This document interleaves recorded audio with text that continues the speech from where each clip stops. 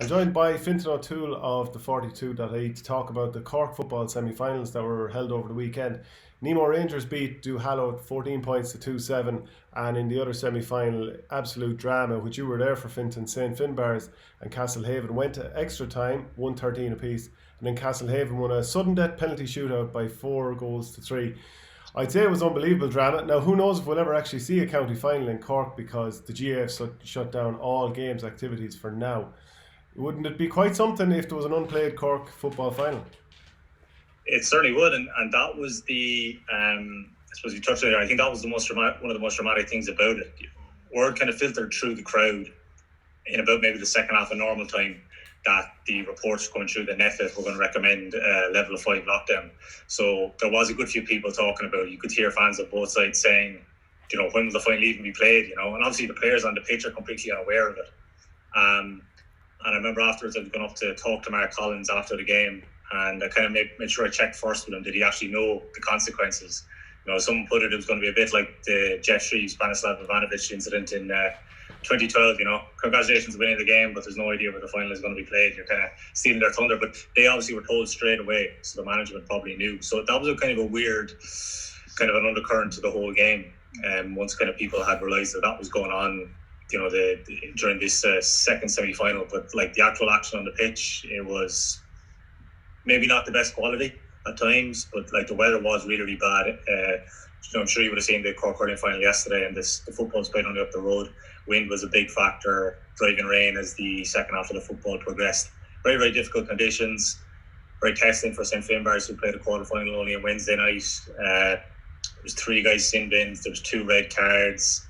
Yeah, a lot of intensity, and between injury time in all the games, there was actually about 93 minutes of actually football played before it then eventually went to the penalty shootout. So a brilliant one for Castlehaven to come out on the right side of it in the end, but a bit of a sickener for St Finbarrs for your season to end on that note.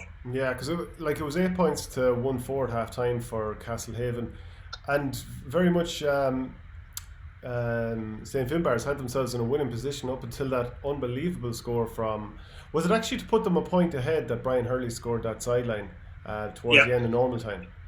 That put them ahead, and there was actually 9 minutes of injury time played because the 2 red cards happened around the 50th minute, and players on both sides kind of joined in, and there was a big hold up there, and then Hurley got the absolutely incredible point. You could see him kind of size up, was there somebody inside or not? But he judged it to perfection, because the wind was a big factor in terms of trying to, I didn't think distance was going to be a problem for him in terms of going for it, but it was just kind of getting the accuracy and getting his range in, and the execution was just superb. And the game kind of descended then after that. Brian got booked, his brother Michael got booked. He tried to stop the goalkeeper taking a quick kick out, and it was getting very, very messy, but St Finbarrs managed to manufacture one last chance. They won a free, and it was actually brought in then for descent, and Stephen Sherlock, who'd been their kind of main man all night, tapped it over the bar. And then in extra time, you could just see guys cramping and losing energy all over the place. Both Hurley brothers went off injured. Ian Maguire, the Cork captain for St Finbarrs side, they'd be kind of the maybe more recognisable names. They all went off, and it looked like St Finbarrs were through. It looked like they'd managed to get over the line ahead by 113 to 112, and then in a role reversal of the normal time, Castlehaven mounted one last attack. Jack Gallan managed to win a free. Mark Collins put it over, and then we had penalties at the far end. So yeah, very, very little between them. St Finbarrs will have plenty of regrets. They missed a good few chances to kind of go maybe that 2 points up. They probably would have put it out of reach. And Castlehaven with the 2 hurleys off the pitch, you wouldn't have maybe fancied their chances, in terms of scoring power, but in terms of getting the point from Collins from the free, and obviously getting the goals that they got in the penalty shootout, and big celebrations for them afterwards. But then just that really kind of surreal thing tempered afterwards by the news that filtered through, and then obviously today's announcement kind of took it to another level, and a lot of uncertainty now about when or what's going to happen for one of the last kind of outstanding championships that has to be played. Yeah, and we'll come back to that in a second, but the penalty shootout, was it dramatic to watch? I mean, we've seen footage from shootouts up and down the country. It's great to watch. Did you enjoy that one? Yeah, it was the first football one I've actually kind of witnessed live, and yeah, it was brilliant. Some of the quality was great. One of the ones, Olin Murphy, the St Finbarrs defender, he took a pretty long run up. He kind of did a stutter halfway through, and then he kind of opened his body centre back and he put it in the top corner. It was absolutely brilliant. And then obviously I don't know if a lot of people kind of realise this. They're still probably thinking of the soccer rule where after 5 players you move on to 6, 7, 8, but it's actually the same 5 are taking them again. So you have a situation where Cillian Myers-Murray scores in the regulation, but then he hits one against the bar in sudden death, and Mark Collins scores the 2 of them. And I mean, he was saying afterwards he reckons he's taken 1 penalty in his whole GA career in Championship.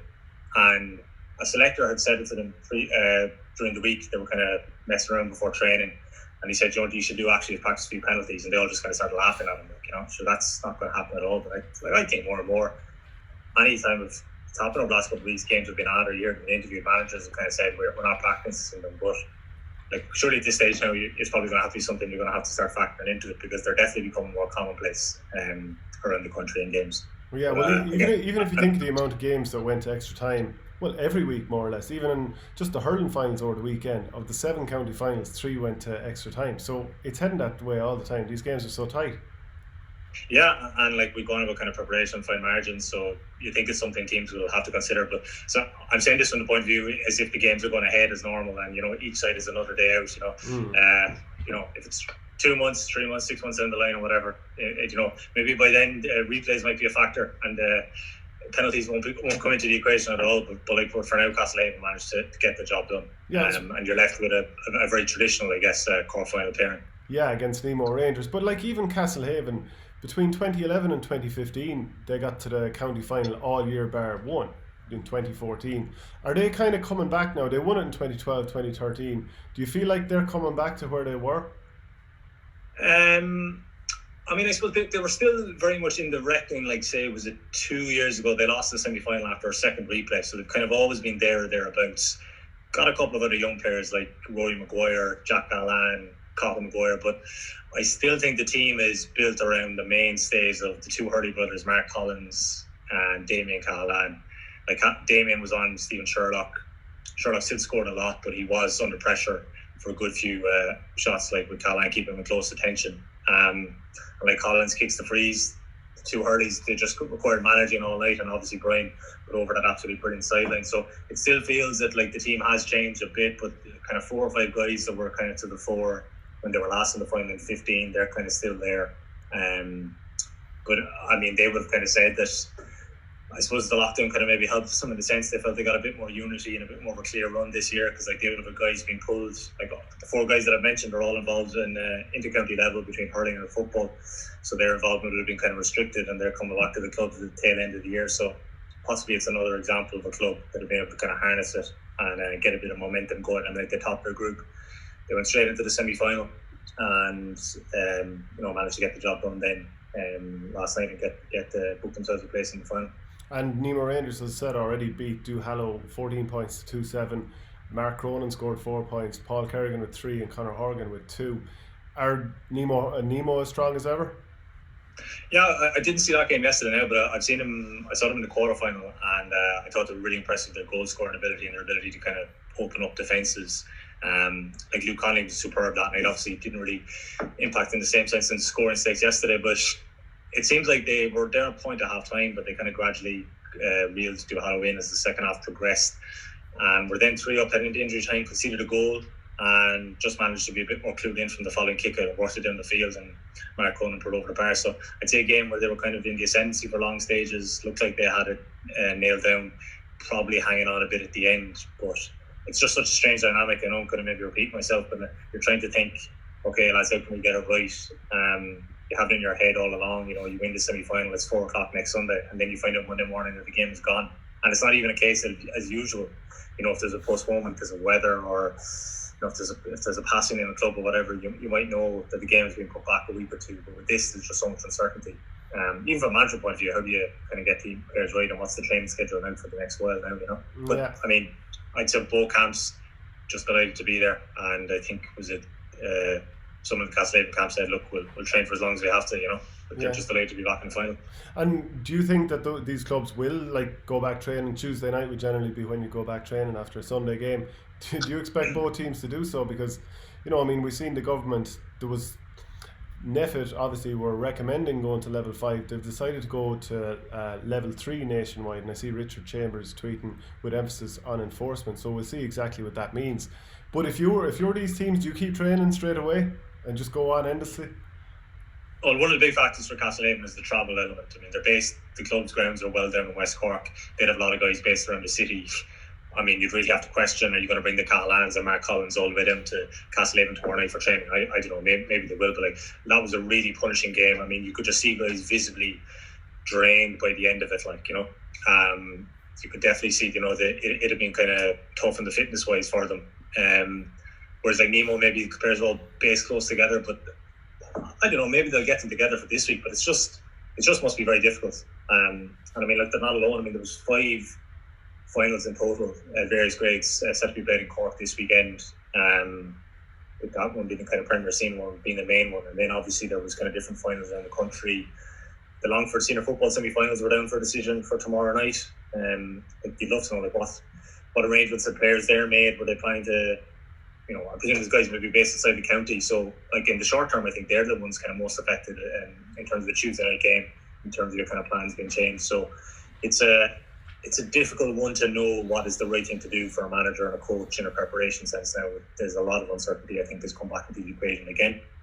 And I'd say for a lot of the counties that have managed to get their matters finished off, I'd say they're just delighted to do so. And in fairness, I do think there's a common theme in all the counties that are kind of still left with their, you know, business to complete. It's either as a result of like the mini lockdown that affected the 3 Leinster counties, or Cork had the dual factor, also had a COVID case held up to football. Donegal has had that. So I think there's kind of extenuating circumstances as regards why all these counties are still yet to finish up. You know, they've probably just been a bit unlucky in terms of it was always probably going to happen to someone. Some counties were going to have these kind of delays, and then I think these are the 6 or 7 counties that are affected. I think like yourself, a lot of us would follow people on social media in different counties. We've probably seen celebrations go over the top in terms of ignoring social distancing, and then of course what happened yesterday with Blackrock, and more or less a full-blown parade, which has been, there was a video of it and I saw it was viewed over 60,000 times by the time of us recording it. So there's probably even an element of a sinking feeling that something was going to change, because I think people in general, for whatever reason, maybe they've decided that, you know, to hell with it, we've won a county title, let's just go as if nothing's happened. And you see Cork GA then coming out pleading with people not to breach guidelines. But it kind of feels like, did it feel like to you that the horse is bolted on that and people have just decided we're getting on with things? I think in a wider sense there's definitely been that feeling just in society over the last while. And I think in the GA sense, I think there's a huge amount of emotion attached to the club championships, which, you know, I'm not saying it's not it's not replicated at county level, but I just think it's a different kind of a factor. It's not as personal at county level, I would say. Yeah, like I just think if the county season goes ahead, you guys come from different communities, and if you've no fans there, maybe it's going to be easier to manage it because they won't be coming back to a massive section of supporters. But whereas if you're a club and you've won the county title for the first time in a long while, and it's a massive thing, and you come back to your clubhouse, all your club members are there, there's going to be a couple of hundred people. Look, I suppose kind of not defending it, but maybe just trying to put a bit of context in it, you know, for people who perhaps might be kind of maybe not quite as in tune with it. Like, but I think this is probably coming from the moment that, you know, the Ulster Championship thing had happened, or sorry, not the Ulster Championship, the Tyrone Championship. You know, the Dungannon celebrations have been kind of widely condemned. There's also, I think we discussed this before, and it's difficult to judge when you're not there, but there's been some kind of discontent, people looking at TG Carter and RT club matches and are like, well, are those people in that stand really sectioned or spaced out? I've heard of stories where stewards are trying to police it and asking people to move, and people won't move at various matches. I do remember at the Tip hurling final, you could see the Tipperary secretary going over and asking fans to space out about 20 minutes before the game, and they did fan out, and there was no problems. And there was no problems in Porky Queen yesterday at the match either. I thought the fans were, you know, pretty spaced out. There was repeated calls over the public address. You know, there was plenty of signs around the ground, plenty of hand sanitizers you're going in. Like, you know, I think it was kind of managed well, and they had all the kind of necessary things in place. But ultimately, it's personal responsibility this comes down to in all walks of life, isn't it? And the GA is no different to that. And I don't know how you can, at a wider level, police these celebrations. You can ask people to be kind of restrained in it. You can ask people, you know, not to have large gatherings. But ultimately, I just wonder if you're a team that's been trying to win it for so long, I think maybe you're just going to celebrate it and you're just going to enjoy it. That's just my own view. I think maybe people aren't just going to think of the repercussions. They're just going to think of the moment and to try and savour something that maybe they've long cherished or was long sought after and that they finally achieved. Yeah, there can definitely be an element of, you know, you move away from the stadium where everyone is supposed to be on their best behaviour. You'd imagine they would. And I mean, in some cases, like we have looked at finals where, you know, you and I were watching TV over the weekend and it was definitely fans bunched very heavily together, same with some of the streams. But then when they go home back to their own parishes, the cat's away, the mice will play. And you do have to question the personal responsibility taken, well, by people and of course collectively by clubs. But once a bit of a, you know, mob mentality kicks in and people start celebrating and a few drinks go on board, I suppose this is somewhat inevitable to some degree. But should, let's say, the Cork football final, obviously with the Black Rock thing, that's happened within Cork, so I was going to say, should something that happens in one county affect another? Should something that happens in Galway affect the county championship in Longford, for example? And like, in your estimation, is it like this is just what other teams are going to do, so it's prevention rather than cure?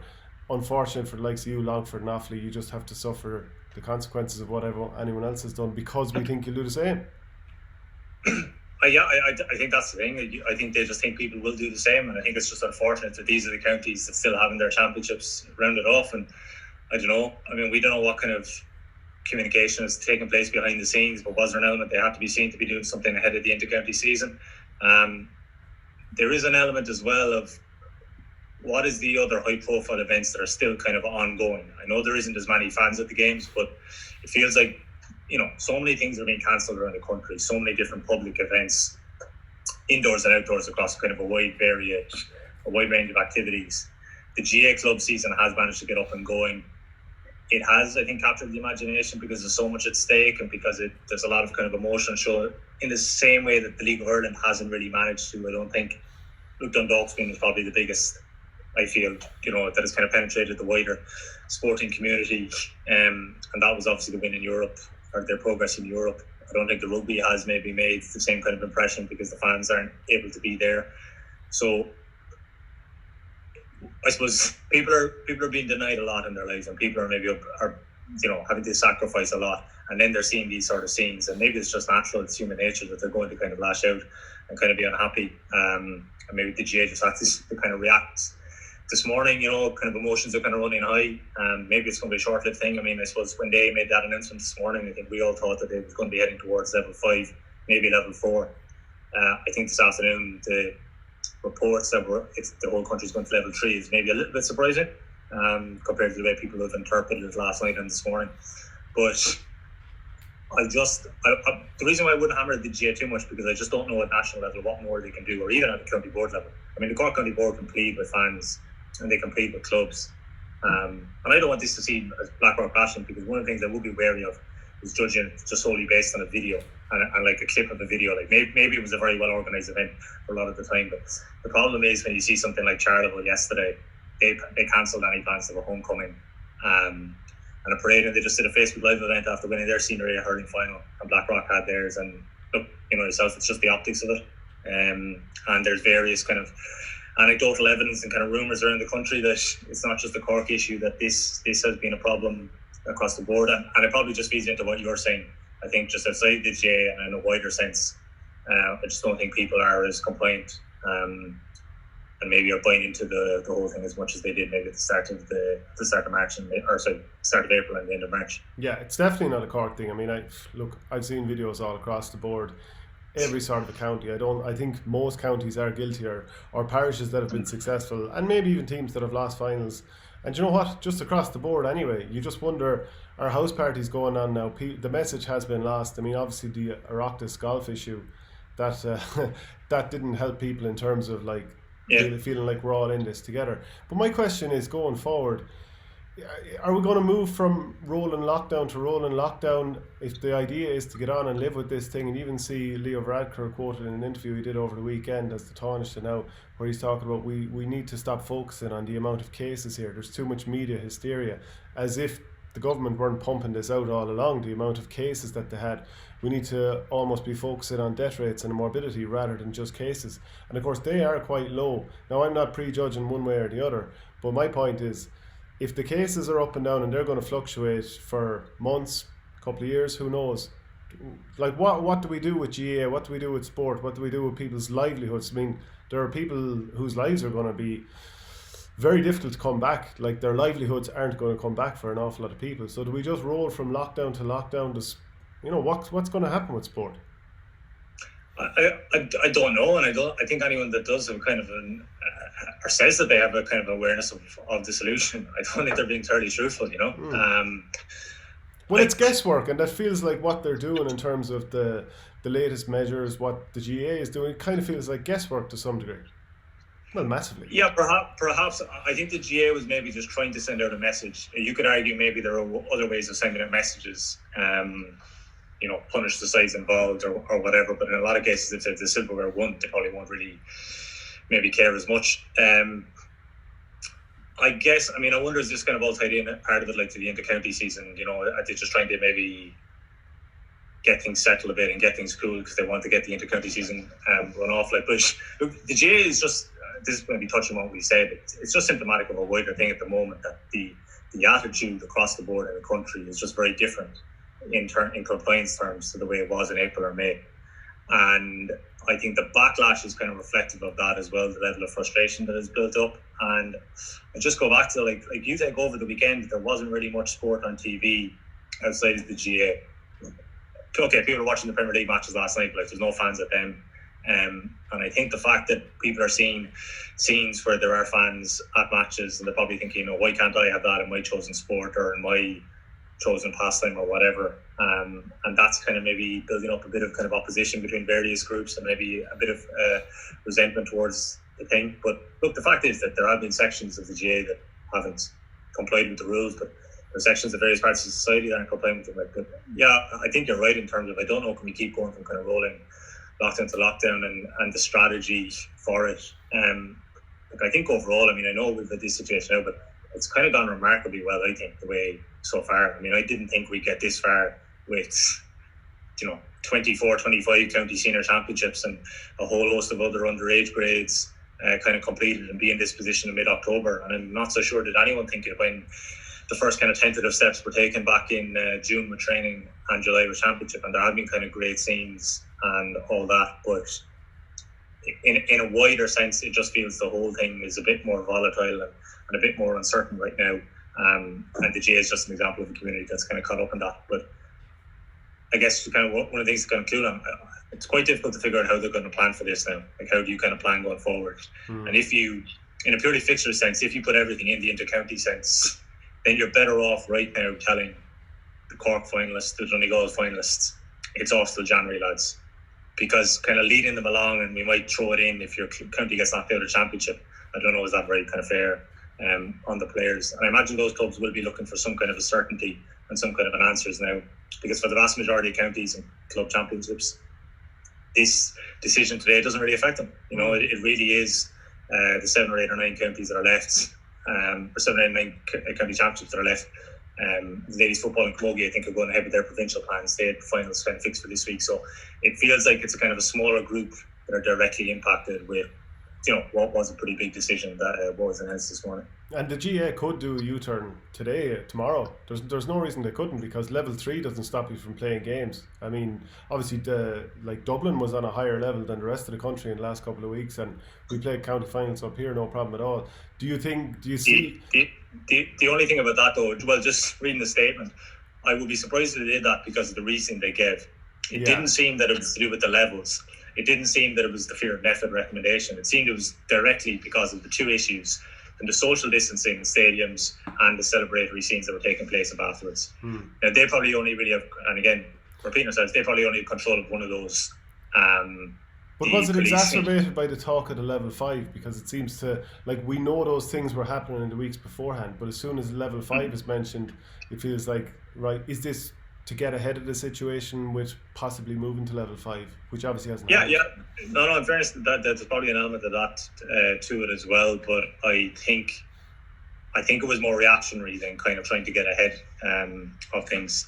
And I think the fact that the two televised senior games yesterday were both linked to the twin issues that they've raised in terms of the social distancing and celebrations. I get the impression the way that the backlash that was received after the Tyrone final with kind of government figures in the north, and that Ulster GA put out a statement. I wonder, in hindsight, was it inevitable that the next big flashpoint, the next big thing that came, there was going to be something like this possibly was going to come down the tracks. And it's just unfortunate I have a bit of sympathy for the teams and players and management that are kind of most directly affected, the ones that were due to have big games coming up next weekend. Well, great stuff as ever, Fintan. Appreciate you joining me. No problem, Shane.